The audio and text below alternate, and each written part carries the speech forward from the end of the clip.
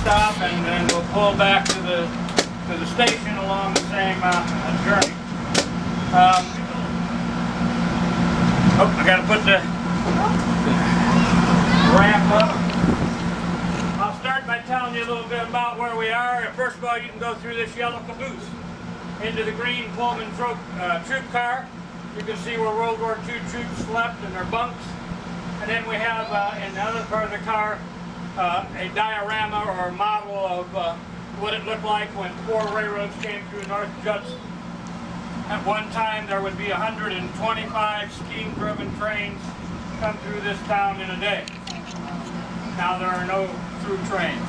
What were the 4 railroads? There was the C&O, the Pennsylvania, the Erie, and I think the New York Central. So, a bit about this station. We built this station some years ago to the exact plans of the old Chesapeake and Ohio Railroad Station, and a few modifications for the passengers and so forth.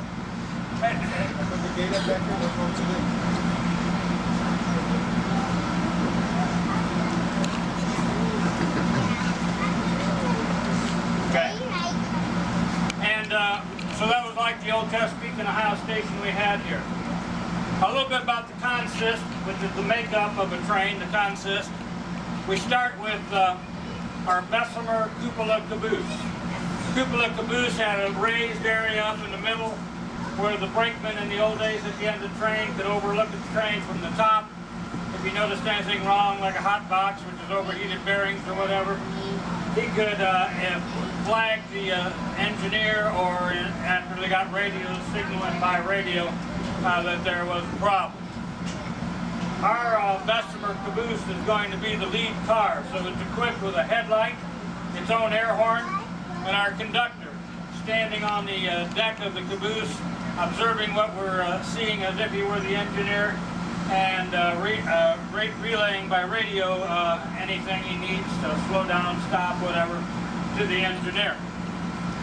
The next car we have is the EJ&E, Elgin, Joliet, and Eastern Railroad's transfer caboose. Transfer cabooses were made by the railroads themselves, fabricated out of old troop cars, old box cars. They were designed to have a large deck on each end so that the workers could observe what activities were going on in the transfer of cars in the yard.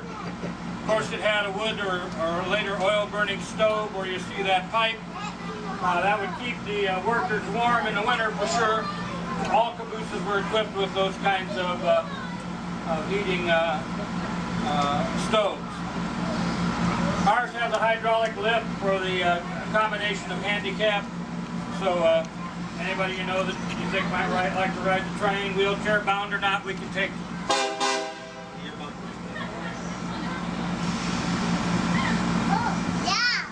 Those 2 horns means that the engine's going to be, we're pulling out. The engine sounds 2 horns for reverse, 1 horn to stop, 3 horns to go forward.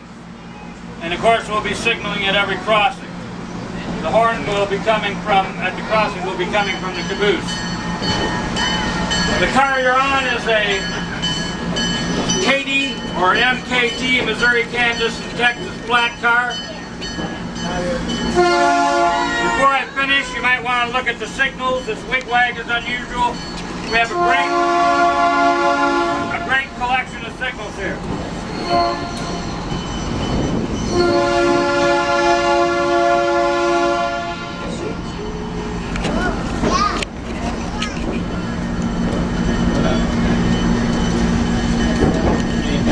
This little shed is where we put the members who are on detention. Put them in there, shut them up in there, and turn on the stove.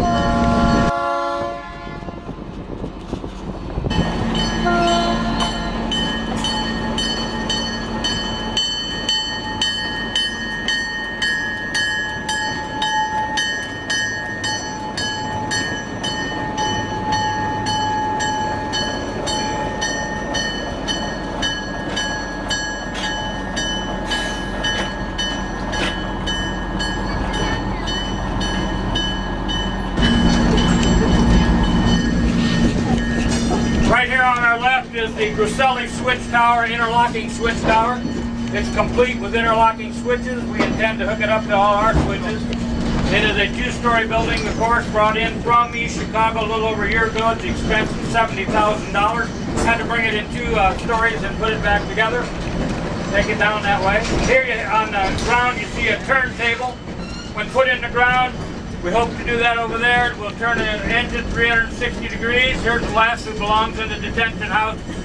Let's go right ahead to our house, please. Drop this chain. Anyway, we're going to put a small roundhouse out there if we get the manpower and the money. I encourage you to go into our back shop. You're welcome to look at the engines. You can see the blue and yellow stripes of the interlake steel switcher. We have our big steam engine in the back on this side, the 2789 Chesapeake and Ohio Kanawha or Berkshire type steam engine, a 284 wheel assembly. It's right here, and you're welcome to go in there, touch it, look at it. Maybe you can climb on it. I do.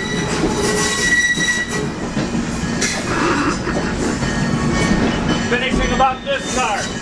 Black cars were used to haul equipment that would not fit in a box car, like big farm equipment, large electrical transformers, big trucks, whatever. You see trailers like black cars. This is a 60-footer. I told you it was a Katy Road. We got it from the South Shore. We painted it in its original colors because we try to return every car we restored to its original railroad livery. Livery is the color and logos of a particular railroad. And then over the winter we built this wooden facade that you're riding in now. A lot of hard work, members coming in 2 or 3 times a week, but it was fun and we got her done. You're welcome to go to the railings at any time. Horsepower a diesel electric motor. It's built in 1947, which is the same year I was built. It's holding up much better. It has spare parts, and I'm looking.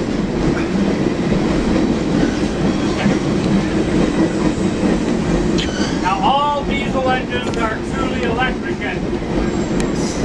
Ours is 660 horsepower. They're up to 6,000 horsepower today on the major railroads.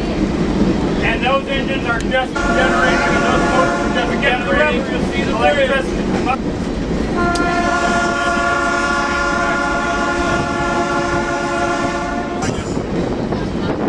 The diesel electrics, get back to that. The electricity is generated by the big diesel power plant and transferred to electric traction motors that are mounted on the wheel sets. That's what drives the engine, electricity. Today, ever since the late 30s, 40s, when diesels first came on the scene, they've been DC or direct current. But the modern diesels now, a lot of them, are changing over to AC or alternating current. It seems that AC gives them a better tractive or startup power. So those big trains you have to wait for at the crossing can now start with fewer engines, maybe 2 instead of 4. Now the AC is, I'm told, is a little less efficient in the long run, but by virtue of starting with less engines, you just have less fuel used overall, and you save money, and it's cheaper rate. It's just good. Let me know if it's the pass in front of you. Go ahead.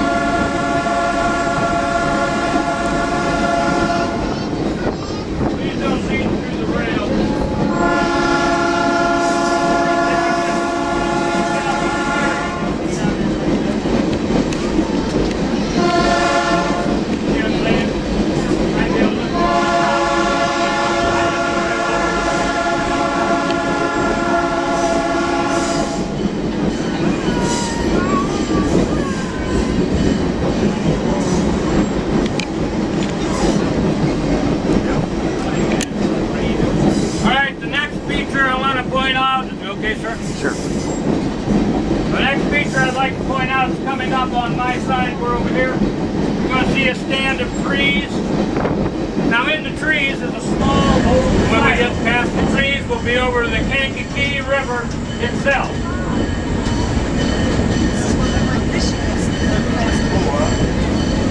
Any given time, any old days, could have been 3 steamers trucking across this river at the same time. 1 on this bridge, 2 on that bridge.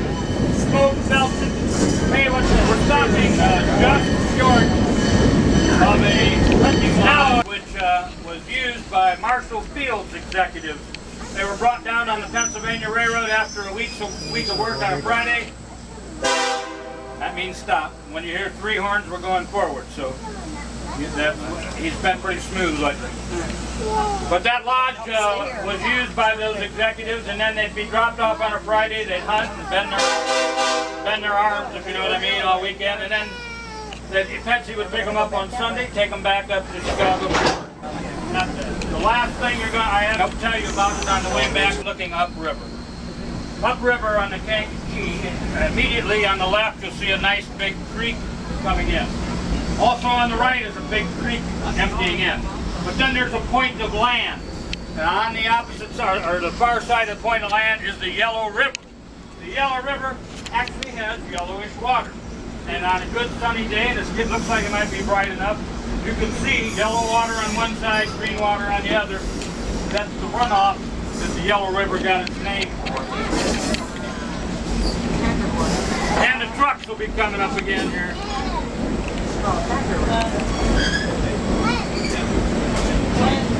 Now they're gone, they were there earlier. That's the Yellow River emptying in there.